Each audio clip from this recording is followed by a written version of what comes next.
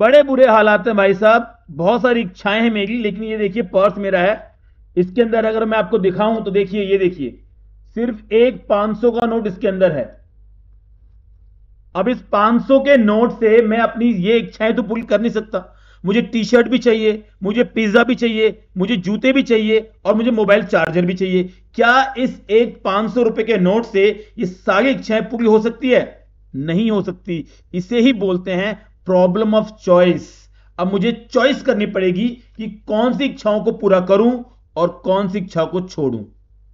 यही होती है प्रॉब्लम ऑफ चॉइस। तो आइए अब इसको थोड़ा डिटेल में समझते हैं। तो देखिए भैया, प्रॉब्लम ऑफ चॉइस का रीजन क्या है? Reason for problem of choice, पहली बात तो प्रॉब्लम ऑफ चॉइस को ही बोलते हैं इकोनॉमिक प्रॉब्लम।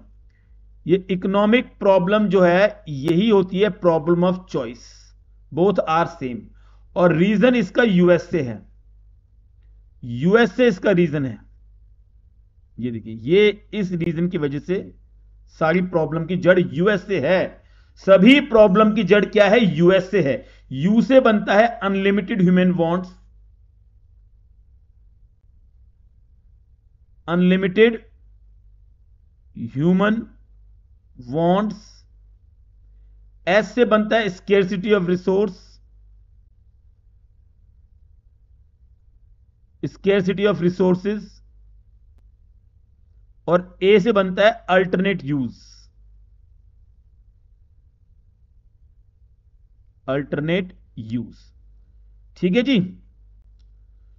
तो शर्ट तेरी नाइस है, बात मेरी वाइस है, economic problem is a problem of choice है। इस पे लिख दिया ऐसे है, रीजन इसका यूएसए है। यूएसए अमीर है पर हम भी कुछ कम नहीं, सारी वांट को पूरा कर दे ऐसे हम सक्षम नहीं। अंदर से भरी बैठी ऊपर से जनता शांत है, ये इंडिया है बेटा, यहां अनलिमिटेड ह्यूमन वांट्स है। सिस्टम यहां का वीक है और लगती ज्यादा फोर्स है। दुनिया बदलनी है पर स्केर्सिटी ऑफ रिसोर्स है। ये भी इसका यूज है, वो भी इसका यूज है। इतने सारे यूज हैं कि हो गया मैं कंफ्यूज।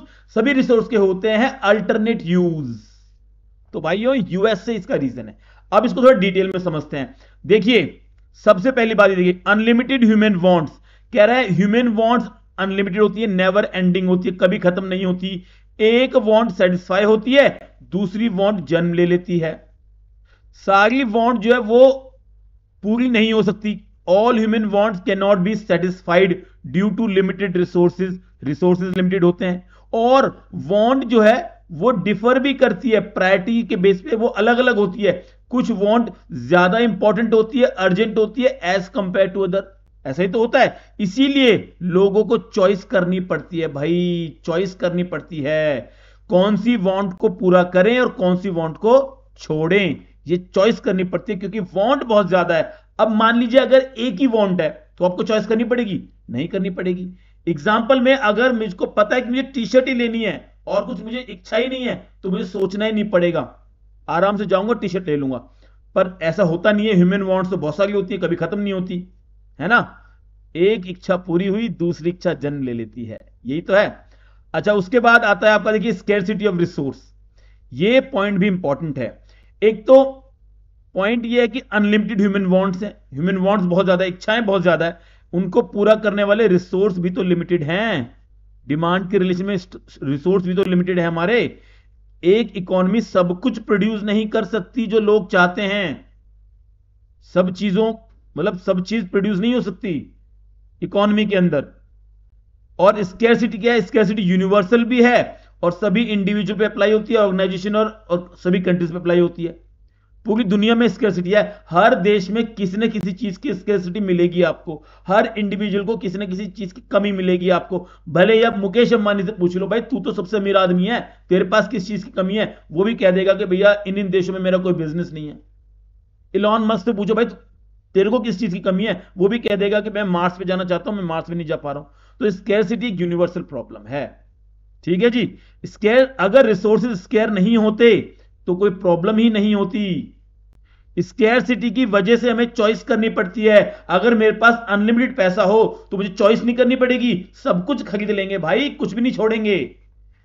पर क्योंकि स्कैरसिटी है इसलिए आपको ये देखना पड़ेगा कि कौन सी वांट को पूरा करें और कौन सी वांट को छोड़ें। ये आपको चॉइस करनी पड़ेगी। ठीक है जी, ओके।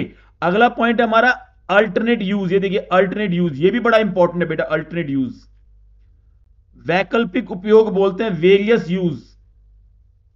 वेरियस यूज, हर रिसोर्सेज के बेटा वेरियस यूज होते हैं। रिसोर्सेज स्केयर तो होते हैं लेकिन उनके अल्टरनेट यूज भी होते हैं। जैसे इन्होंने एग्जांपल दिया पेट्रोल। पेट्रोल का इस्तेमाल हम व्हीकल में भी कर सकते हैं, मशीन चलाने में भी कर सकते हैं, जनरेटर चलाने में भी कर सकते हैं।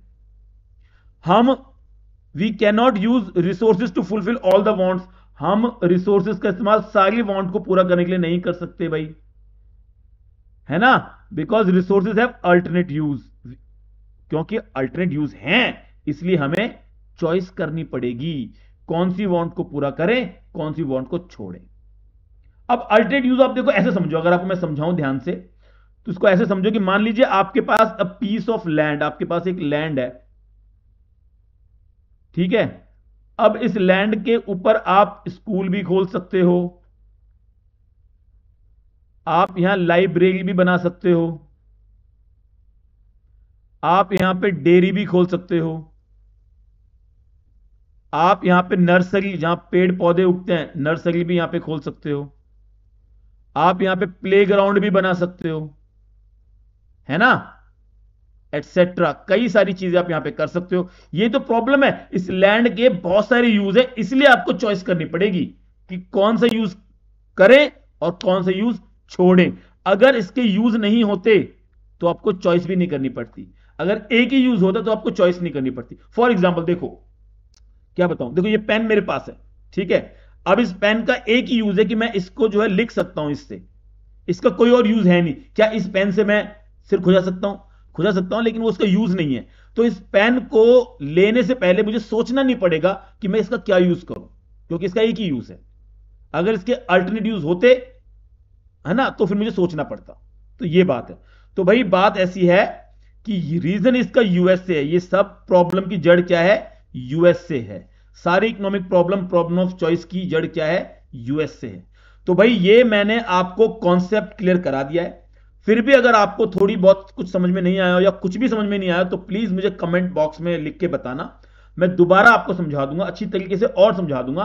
फिलहाल इस वीडियो में इतना ही, अगली वीडियो में आपसे मुलाकात होगी। अगर आपको यह वीडियो पसंद आई हो तो वीडियो को लाइक कर देना, चैनल पे नए हैं और अभी तक सब्सक्राइब नहीं किया है तो भाई सब्सक्राइब कर लेना। अगर आपके दोस्त को या किसी रिश्तेदार को यह वीडियो काम आ सकती है तो उसको शेयर कर देना। ठीक है जी, थैंक यू सो मच, नमस्ते।